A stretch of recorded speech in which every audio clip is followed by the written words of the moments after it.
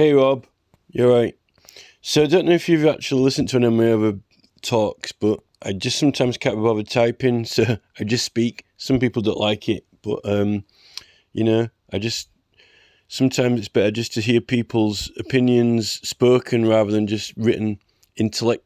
Sometimes it's too much intellectualization and less humanity into the equation, which I think kind of brings it down to earth sometimes, even if some people don't like it. But you mentioned, right, on point one, you say that in art that these techniques are some of the hardest to reproduce. I couldn't disagree with you anymore on that point. I'm not very good at drawing. I'm better at using the computer. I have a lot of ideas, but when it comes to using my hands to make images on paper or try to copy images, I'm not very good at it. And what I find is that I can't not draw spirals.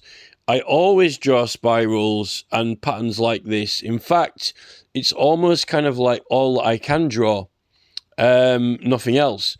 So I don't agree with your statement about art. In fact, whenever I do get paper out in front of me that's blank, I end up drawing spirals. And even linking them and branching them out. And I have to say that when I was growing up, I did that as a child, and I didn't even know about Newgrange or any of the ancient sites. I just never knew they existed. So, I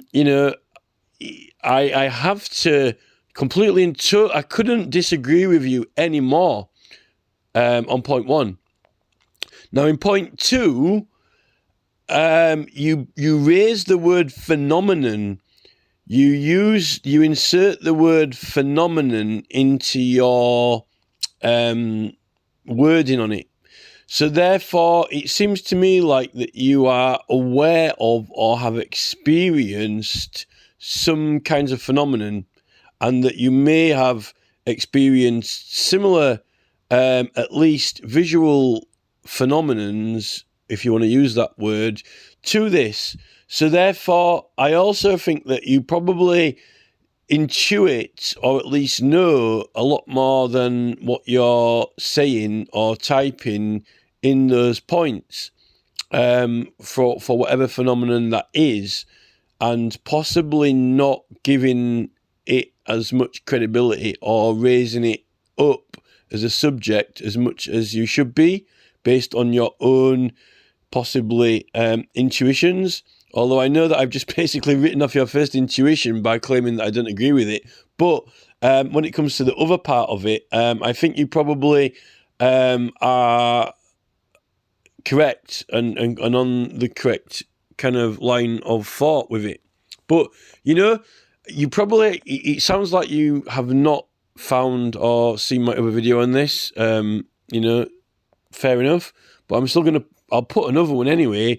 So I know that those triangles are meant to represent we've got triangular receptors in our eyes to see that they're triangular shaped receptors, and you can see the triangle pattern if you press on your eye, or sometimes if you stand up and get dizzy. And also, besides the triangle receptors, and you experience the word phenomenon is probably a good way to experience it. But so there are a lot of different attributes to the vision besides the actual, what we call them.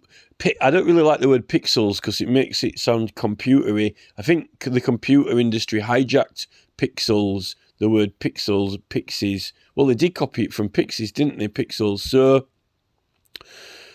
if you've actually had any psychedelics or anything like that, this raises these this subject instantly is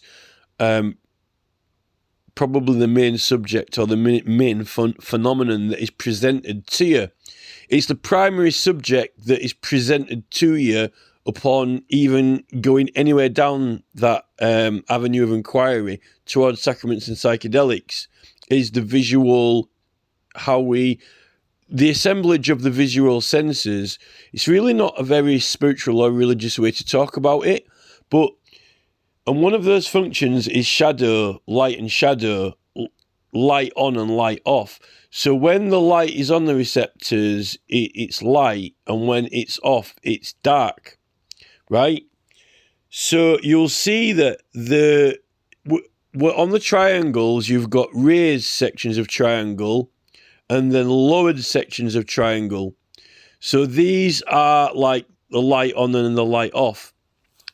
And then the triangle is the shapes. It's one of the main predominant shapes. But then the fact that it's stamped into the stone, that it's kind of imprinted into the stone, if you get yourself like an ink stamp made, right, it's cut into it, right? So these things are set in our vision, kind of fixed permanently, how it operates, how it works, set in stone biologically, so to say. But the effects in nature, the light and the dark, is set in stone with the sun. But even those triangle shapes are actually a lot larger, but they're made up of smaller ones, which basically make up like the detail, the fineness. But you can see them in the larger building blocks of the triangles. If you do sometimes stand up and get dizzy, or even if you hit your head and hurt your head, it can cause them to come on. And then, as well as the light on and the light off, you've got the edge detection. So the edge detection is like if you are sat looking over, a computer screen, how can you see the difference between the edge of the screen? So your edges, the edges and the edge perception are very, very prominent with LSD, and it plays around and toys with the edge detection. So you don't necessarily get triangles or light. And with psilocybin, it really plays around with the light and the dark, the shade. And you get all kinds of images coming out of what you would normally have as a normal scene. But then you've also got this edge detection as well. And that's, your vision works by edge detection, detecting edges, which is kind of set in stone as well. Now, the thing is that because we're trained to look for faces and find them since you're a baby, and all this vision is forming from it's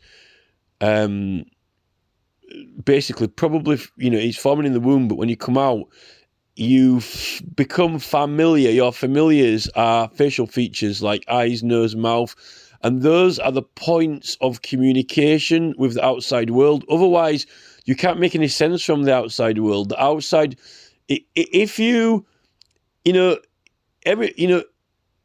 everything's chaos.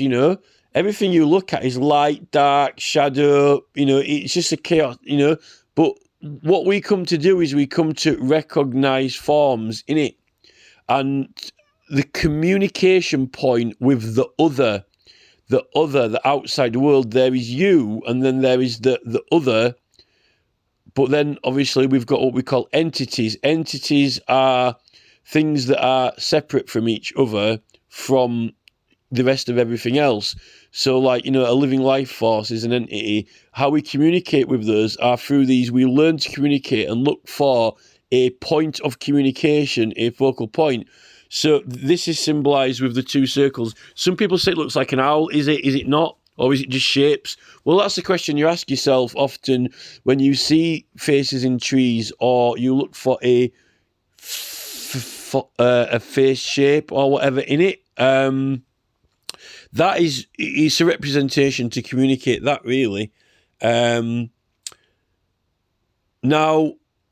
the thing with the stone is it's also got the finer grains. It's made out of very, very, very small grains. Now, the thing is, particularly with ayahuasca, if you've had a very, very, very strong dose, you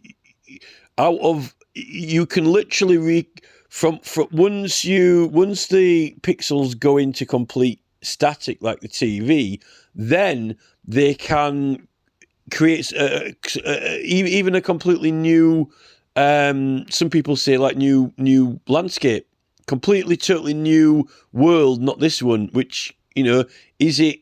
You can, when you're dreaming, you have scenarios and scenes that you engage in and you're active in, but the visual aspect of it, the thing is, holding a thought form in your mind, you can think of something without having to actually visually see it. We've got a faculty, humans, where they can imagine something and you can know it without actually seeing the visual picture. And a dream is a kind of amalgamation between part vision, because obviously you got your eyes closed, and part thought form.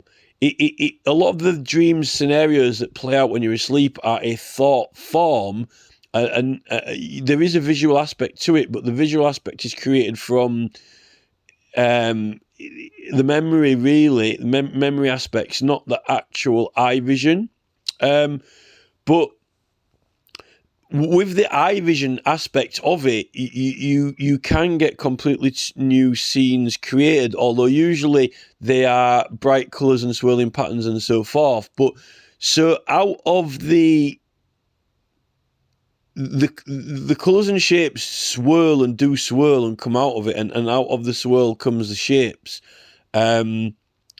Some of them can be snake-like form and dragon scale, just because of that's how that's part of the way it works, how you see it. But some people, I think, on that Salvadorium and things like that, have, you can actually literally be in a completely as if real place. Completely and totally reassembled. The thing with, the destroyer of worlds, Shiva, the destroyer of worlds, literally is destroying the world. This, we are now on Earth. We're on planet Earth. You're a humanoid being. You breathe, but literally, how, you can say there's a crack in the universe when there's a bolt of lightning, but really, for the entire visual field to be completely and totally annihilation, really, and then another world form is Shiva, the destroyer of worlds. There's no joke to these things, you literally, it's not joke, but I don't think people take it seriously enough. So, I mean, there is no question or doubt. Why, there is no question to ask. There is no answer to be sought after. I mean, this particular image here, that's where it is. And then you've also got the aspect of a lot of the, the wave, when you get onto the wave motifs, there are the, it's almost like cogs. Cogs are a really good example of what they're trying to express in some of the other pictures, which are near identical to these.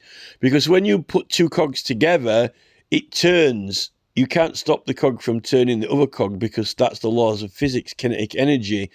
And when the wind blows over the water, it forms waves. You can't stop it from doing it. These things are set in stone, set in forces, and I'm starting to think that because some of these different sites, each one has got a different theme and a different kind of, one of the pictures that someone put up the other day with the waves, I'm starting to wonder if each of these different sites were not a different school to learn about a different thing or a different aspect. It could have been in different schools or different colleges to specialise in different subjects. Why are they so far apart? My opinion, and this is, I truly believe this now without a doubt. There's a guy called Giles Watson's got a very big Facebook group, the Ridgeway group, and he's English. He's a poet, but he lives in Australia at the moment, like teaching. And he was like telling me about these, some of the Aboriginal tribes in Australia. They live at the coast in one season, and they travel inland, hundreds of miles from the coast, and in other seasons, they travel by the seasons. Now, those people, the Aboriginals, if you go to what the equivalent of their evolutionary point on the ladder over in England, you're not too far off the right kind of period, even if you might have even be earlier. There's no doubt that it would have been absolutely nothing to go from Stonehenge to the recumbent stone circles if it was seasonal. There's no doubt whatsoever. That would have been, England's tiny. And I'm starting to think that, I know that there are so many sites all over. Once, if they could be rebuilt, then we'd have a lot more sites, and they wouldn't be as spaced out, because you get a lot more in between them all. But some of these that are clearly, some of these sites are very spectacular and are going to be prominent. Some of them, like, Newgrange and Nof and Dof and Gravinis and other certain sites, they were exceptionally prominent. Maybe there were other ones that got completely and totally annihilated, but these particular ones, they've all got these different themes, and it has to be. I mean, if you think now, what do they do in the churches or the religious places? What do they put in the Hindu temples? It's all the images of the things that they've been learning about, or it's trying to convey information. Why have saint figures with a halo? What are the scenes they have in churches? Well, stories from the Bible, themes from the book of the particular religion that it is. And this is what these are. And the thing is, with these people, what was their religion? What were they teaching? Well, Howard Crowhurst he's just been doing so much amazing work at the moment, and helping so much with putting the whole thing together, because, they were celebrating, the knowledge, the mathematics, symbolising what they knew, basically. Stonehenge is a physical manifestation of what they knew and how they built it. They built it using what they knew, and it symbolised what they knew, and it aligned with what they'd learned. And it's not only a celebration of that, but a kind of like achievement, So therefore, and the thing with the recumbent stone circles and Stonehenge is that they're all about the outside world around us, people around you, relationships between people, and so forth. I'm even starting to, I've been, peddling this theory in the group. I don't know if anyone's even listened to it or not, but I really think that Orion is Orion. Orion. I know it's over in Egypt, but I truly believe that, those constellations are older than, any of the ancient Greek stuff, way older. And I think that Orion goes back further, and the belt and the megalithic rod, and I'm sure now that Orion's belt could even be, the stone circles, and the megalithic rod, even measured out Stonehenge at the right angles, with, the triple square. So, the Newgrange, Nof and Dof, and, West Kennet and Gravinis, they are about the inside world. They say, they're aligned with this, they're aligned with that. Yes, they are aligned with it, but there's only at one time that you can see anything. You have to wait for a very long time to be able to see anything in the outside world. And in fact, you can't see anything. The sun might align perfectly with the corridor, but you can only see it once. So, well, they're all about the inner world of thought and birth and, so forth. And I actually think that they might have been about learning about different aspects of,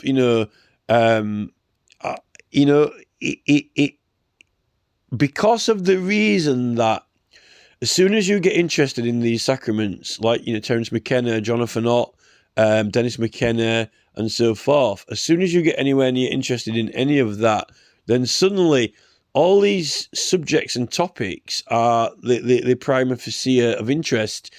They present themselves to you. The subjects present themselves to the student. The inquiries and investigations. The reflection, the contemplation of them is. You can't not be interested in it unless you're. This is why young kids sometimes it can be chaotic and or unpleasant or even juvenile if alcohol comes into it, and if without the right guidance it can be juvenile. But so can anything. Baking cakes with your mum can be juvenile if someone starts a pie throwing contest. This is the thing. But with the proper education and guidance, there is a lot to understand, investigate, very interesting things, even if sometimes it can be unpleasant. But the value of the insight, those moments of, divine moments of truth, so to say, there's no value in gold to them, or money. But, the thing with the human is you can enjoy thoughts, you can enjoy thinking, you can get pleasure from a thought. You can have a thought and say, wow, if you have a brilliant idea, you kind of get rewarded in your mind for that. If you think of a funny joke, at least in your own mind, it's funny. So there's a value to it. And unfortunately, what happened with the whole world is that the value of metals, of goods, of, the material things took precedence because it made certain people rich and, they could have more food and be in charge of people, tell people what to do. And the value of certain human things, joy, or just when you do understand something, the moment of enlightenment, when even if you do a mathematical calculation, the reward of it, because the knowing of the answer. And, if the world was based on, I'm really concerned about how people are feeling. There's a lot of people feeling very positive here, but these people are feeling negative. What's wrong with them? Do we want them to be happy? Or, I don't like it when I feel bad. Why would I want those people to feel bad all the time? I'd like them to be happy. How can we make them happy? This is the pursuit of television, but it fails. Television thinks that, because we've got, social... because we're all, I'm all right, because we've got an audience of, 100 people clapping, we're all positively charged by it. Everyone's clapping at us. We think everyone should be here, like get everyone in the studio, But what happens with that is that, you end up, you come and stand here, then you come and stand there, then I'm going to tell the jokes, and then the audience are going to clap. You end up dictating how it's going to go. And really, you end up controlling everyone because, I'm the host and you're the audience. And then what we'll do is John will come on and he'll ask 6 questions and you'll tell the answers. Then you'll do that. You get the other answers are wrong. Yours are right. But everyone's going to enjoy it. Clap, clap, clap. And now everyone in the country should be watching this. Really, no, there's nothing better that anyone has got to do in this country than switch on this box and watch, Jeremy Vine. If you're not watching it, you're definitely not cool. There's nothing more important. Everyone in the country needs to be sat there watching it and listening to this person speak. This is the problem with it. Unfortunately, there are better things that other people could be doing, like, not coming back from Lidl with a shopping bag full of pies on the A38 South in Birmingham, when they're depressed because they're Billy No Mates, and no charity is going to help that because the charities think that, everyone, if only everyone could go back home and simply switch on the television, and watch Joe Biden with 3 magic words. Joe Biden he's got all the answers, and the world will be all right. Send your money in, we'll help these people. But they're not helping these people because they are hoarding they think they've got the answers, but they haven't got the answers. All they've got is more problems. And this is the problem with Sunak now. But now I'm going into politics, but you can't avoid it because it's about humans. It's about being human, and humans want to help humans, but also humans want to learn things. And if misguided, people end up doing too much of the wrong thing and not enough of the right thing for everyone, for the community, not themselves. And that's when you get problems. And I think my opinion is that these places were to learn about it. Now, some people will say, well, they were always bad from the start and they've always had slavery and they was doing all these weird sacrifices and drinking blood and all this. But a lot of that's propaganda, and a lot of people don't even understand what's being described when they're giving accounts of it. And a lot of the archaeological findings, I don't think the archaeologists even really can read them properly anyway. So, from what our coercive evidence has given, we're dealing with extremely intelligent people. I severely doubt with the intelligence and mathematics of Stonehenge that they were doing anything that was socially, you're dealing with human beings here who have got families, children, but also they've got happiness, but also anger, and bad things happen. But that's all the point of studying it. To be honest, I would say that without a doubt that those people were a lot more aware and educated in social interactions, understanding the male and the female and their social positions, standings, dynamic than we are now, because we've got so much distraction of devices, headphones, chemicals affecting us in the, estrogens, television distraction, fake eyelashes, fake clapping on TV, fake social things, just distractions, too many hobbies that people aren't really, you can't learn. People aren't stupid, but really, the more and more distractions you've got around you, the harder it is to focus and concentrate and really have a deeper understanding. And I just don't think that we have anymore. And, people find it difficult even just to understand basic law now, or things that are written down, mainly because there's a lot of government misguidance. Maybe these people had people in charge who were misguiding people or misleading people, but there's always, at least, Oxford are not that crooked. Oxford are not that, they're not that, they are interested in education and they are interested in, they're interested in learning.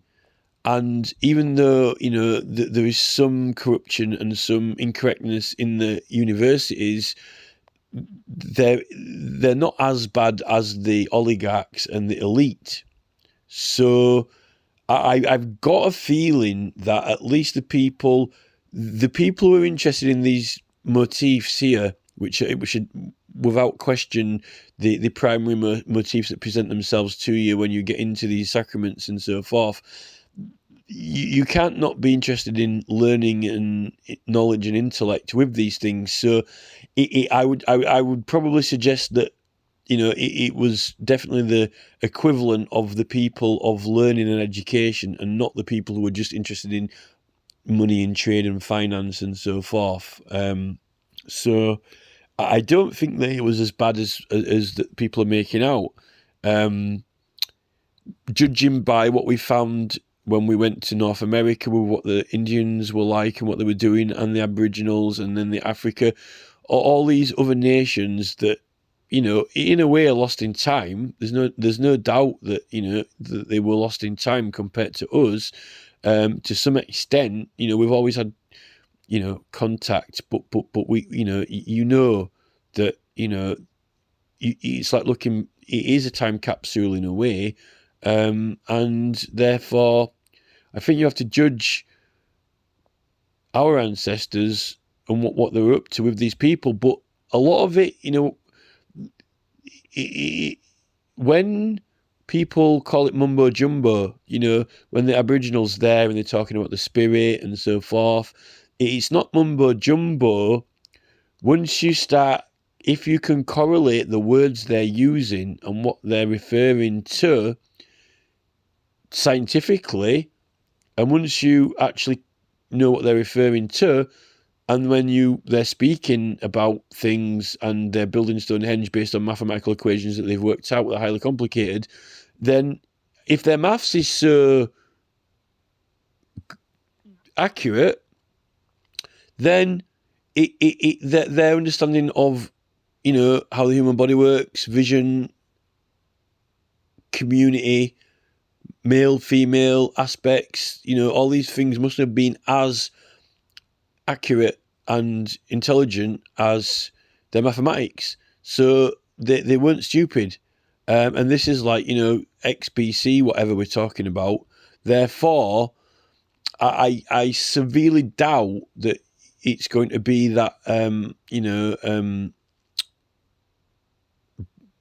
what's the word, barbarous or whatever, as what the Romans are trying to make out. Far from it. It's just propaganda. It's so, there's no questions about these pictures at all. I mean, there's more meanings into these as well. There are even more meanings into these pictures than that. But I know for a fact that, those motifs are correct and accurate. There are more, but that's because with their iconography, they could do multifaceted pictures that had a lot more meaning to them.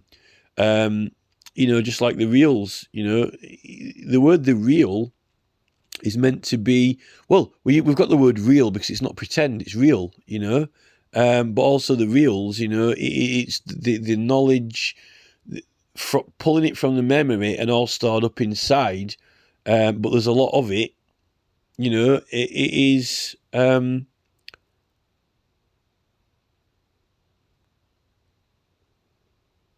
think the word rule, to measure, to rule, I even starting to think now that, the spiral, definitely, and the circles, I think there's the Orion's belt and this whole thing of, using the stars to travel, and every time you go to these sites, they've got a ring around them, and, they're all done by these megalithic measures, and then you've got these constellations with these characters. So Orion, he's a follower of the stars, and he's got this thing that he's holding out in a rod. Well, didn't these people, set out these stone circles all, by their positions with the stars and the moons and so forth? It's not coincidental.